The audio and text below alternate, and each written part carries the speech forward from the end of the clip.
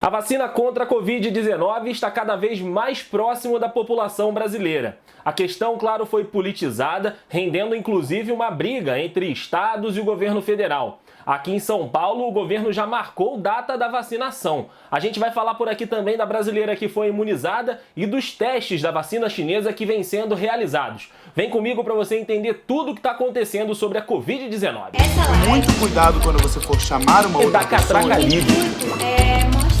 Claro, aquelas notícias que aquecem o nosso coração. Oi pessoal, Andrei por aqui. E assim como todos vocês que estão me assistindo, eu também não vejo a hora da vacina contra a Covid-19 chegar para todo mundo, para todo o Brasil. E essa possibilidade só é possível, claro, graças aos cientistas e às tecnologias, enfim, é tudo que a gente está vivendo. Então a gente está muito próximo de poder, estar imunizado contra essa doença que mudou o mundo em 2020. Mas é claro que você sabe, aqui é Brasil e não ia ser fácil. Os nossos governantes, mais uma vez, parecem estar pensando muito mais neles e em suas imagens do que em ajudar de fato a população a se livrar dessa doença. E em reunião com governadores essa semana, o ministro da Saúde, o Eduardo Pazuello, teve mais um embate e dessa vez, mais uma vez, com o governador João Dória, que questionou o ministro a falta de investimento na vacina Coronavac, que tem sido desenvolvida em parceria com o Instituto Butantan aqui de São Paulo. Ministro,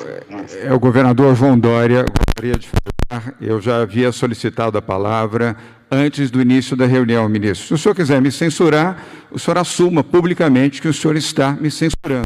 Se não, o senhor, por favor, autorize que eu participe e fale da reunião, o ministro. Eu acho que se o senhor quer falar antes dos governadores à mesa, os senhores autorizam? Sim? O senhor pode falar, governador, por favor. E volto a perguntar, por que excluir a vacina Coronavac, já que o procedimento que ela está adotando junto à Anvisa é exatamente igual ao do consórcio COVAX e da AstraZeneca?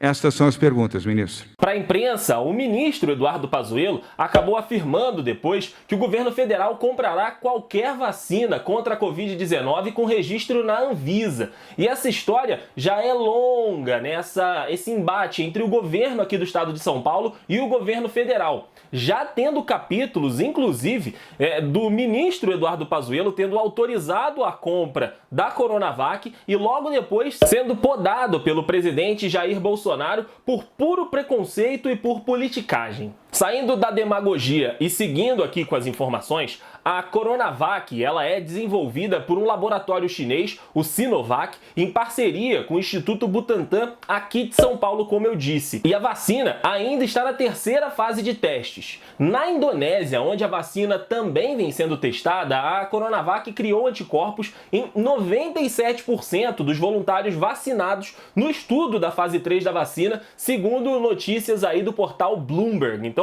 a gente já vê uma parte final com resultados sendo mostrados também, porque a vacina tem todo esse processo para poder ser autorizada como um imunizante na OMS, enfim, todas as instituições de saúde. E assim como eu disse, a eficácia de qualquer vacina precisa ser atestada, e aqui no Brasil, quem dá essa garantia é a Anvisa, a Agência Nacional de Vigilância Sanitária. A previsão do governo de São Paulo é de que os documentos sobre a Coronavac sejam entregues no dia 15 de dezembro. E ainda há outro caminho que pode ser seguido. A própria Anvisa disse que irá aceitar que empresas desenvolvedoras de vacinas contra a Covid-19 solicitem o uso emergencial no Brasil. E aí, para fazer uma distinção para você que está me assistindo, é o seguinte: o uso emergencial é diferente do registro sanitário, que é a aprovação completa para o uso de um imunizante aqui no Brasil. E apesar de toda a discussão e bate-boca entre o governo aqui de São Paulo e o governo federal, o governador aqui do estado paulista anunciou que vai ter vacinação em São Paulo a partir do dia 25 de janeiro. São Paulo lança o Plano Estadual de Imunização contra a Covid-19.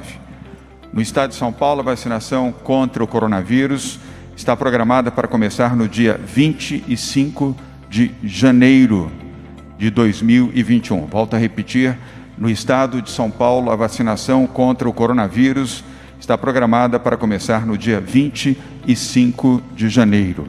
E aqui eu queria muito mostrar para vocês como que eu me senti quando eu li essa notícia de que começaria a vacinação aqui em São Paulo. Olha só.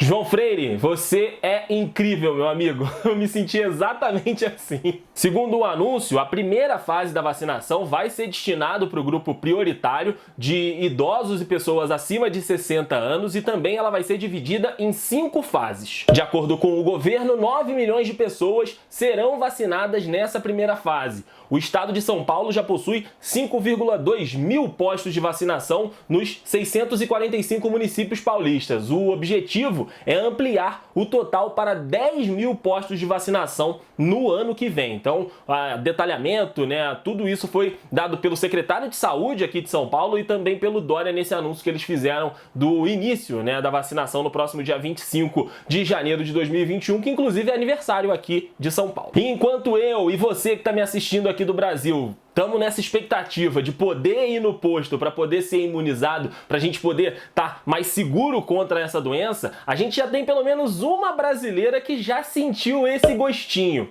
A carioca Maria Lúcia Poças, de 55 anos, foi uma das primeiras brasileiras a serem vacinadas contra o coronavírus no mundo. Ela é funcionária de um hospital lá em Londres, que já começou a sua vacinação com aí as vacinas da Pfizer. E a Globo News conversou com ela e ela deu um depoimento de como é que foi essa vacinação aí, né? Ela sendo uma das primeiras brasileiras no mundo a serem imunizados contra o coronavírus. Conta, por favor, Lúcia. Tá todo mundo...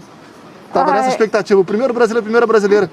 Ao que tudo indica você. Outro que se manifesta aí. Que não, tal? Mas não importa. É o primeiro Exato. dia e eu acho que a coisa mais importante aqui tem luz no fim do túnel. Porque eu acho que tá todo mundo, né? Eu estou cansada, tá todo mundo cansado da doença, de ficar em casa, de ter todas essas restrições. Um monte de gente doente. Eu trabalho no hospital. No começo foi um horror, um horror. Agora pelo menos a gente ainda entende um pouco mais da doença e a gente sabe um pouco mais de todo o protocolo que você tem que seguir. Sim. Mas no começo a gente não sabia nada, então era paciente morrendo uma atrás da outra. E agora finalmente tem essa luzinha. Eu sou prova. Mas, gente, depois de todas essas notícias bacanas que a gente pôde dar por aqui, eu vou ter que voltar para um âmbito um pouco mais preocupante desse cenário da vacinação contra a Covid-19. Os representantes dos produtores de insumos para hospitais e clínicas, enfim, tudo que é utilizado ali dentro desse processo de vacinação, eles já deram um alerta para o governo que ainda não entrou em contato com eles. Porque, assim, devido à alta demanda, pode ser que falte material e que falte insumos para que essa vacinação aconteça. Segundo eles, é possível que o sistema possa ficar sem produtos básicos como seringa, algodão, caixa térmica, saco plástico, luva descartável e outras coisas mais complexas, como refrigerador, freezer, sistemas informatizados de logística e de distribuição e transporte, né, dos lotes aí de vacina. Eles falaram, como eu afirmei, que não foram ainda contatados pelo governo e temem não conseguir cumprir os prazos de entrega que as campanhas de vacinação vão exigir. Então também é uma situação que é muito preocupante. Eles também alertaram algumas dúvidas sobre alguns materiais, né, de composição desses equipamentos de saúde, né, de aplicação de vacina,